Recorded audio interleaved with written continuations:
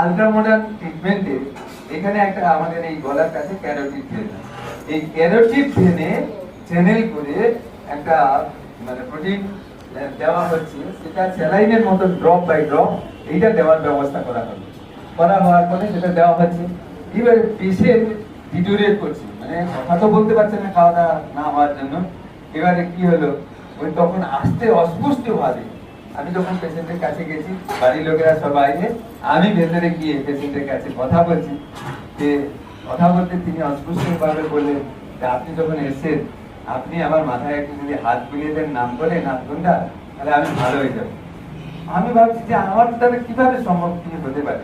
আমি বললাম ঠিক আছে, আপনি যখন আপনার ইচ্ছা হয়েছে, যদি আপনার এই ইচ্ছা থাকে, আমিও পরবর্তীদের কাছে প্রার্থনা করি, আমি আপনার ইচ্ছা পূরণ করার জন্য আমি বসলাম 8 ঘন্টা ধরে নাম করলাম, মাথায় হাত বোলালাম, তারপরে আমি চলে এলাম।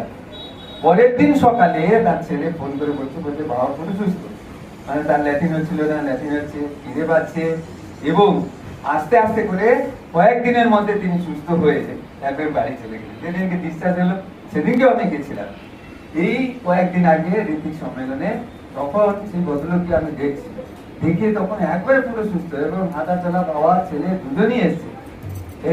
দেখে আমার খুবই আনন্দ লাগে। আচার্যদেবের সেই কথাটাকে আমি বলছি যে একটা যেরকম এই অ্যাকশন হলো, আর একটা অ্যাকশন হচ্ছে আমরা যারাই এখানে এই যে আমি কথা বলছি, এই কথা বলতে সাহায্য করছে কিন্তু এই জীব। এই জন্য ডুয়েল অ্যাকশন, এই কথার উপরে কিন্তু সবকিছু বিশ্ব ব্রহ্মাণ্ডে চলছে। আজকে যদি একটা প্রধানমন্ত্রীর কমান্ডের উপর দিয়ে, প্রধানমন্ত্রীর নির্দেশের উপরে দিয়ে কিন্তু আজকে যুদ্ধ চলছে, যে ভারত পাকিস্তানের যুদ্ধ শুরু হয়েছে, চলছে, বা সুরক্ষা ব্যবহার চলছে, এই কিন্তু একটা কথার উপরে।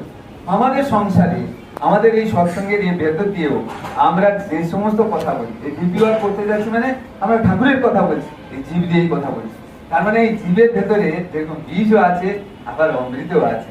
এই জন্য জিহ্বার প্রতি প্রেম, আচার্যদেবের কথাটাকে তখন হচ্ছে যে জিহ্বার প্রতি প্রেম। তাহলে আপনি যে কথাবার্তা বলবেন, ঈশ্বরীয় কথাবার্তা বলবেন, আপনার জীব দিয়ে যে কথাটা বেরোবে সেটা যাতে অমৃত হয়। সেজন্য ঠাকুর বলেন, কথা কবি গুড়ের মতো লেপটে রবে গায়ে, শিষ্ট কথা রুষ্ট হলে উল্টো পানে খায়।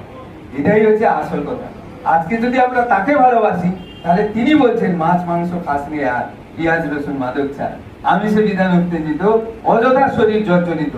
আমার শরীরটাকে ভালো রাখার জন্য, আমার জীবনটাকে সুন্দরভাবে সুগমভাবে নিয়ে অতিবাহিত করার জন্য তিনি যখন বলছেন, তাহলে আমি মাছ মাংস খাবো কেন?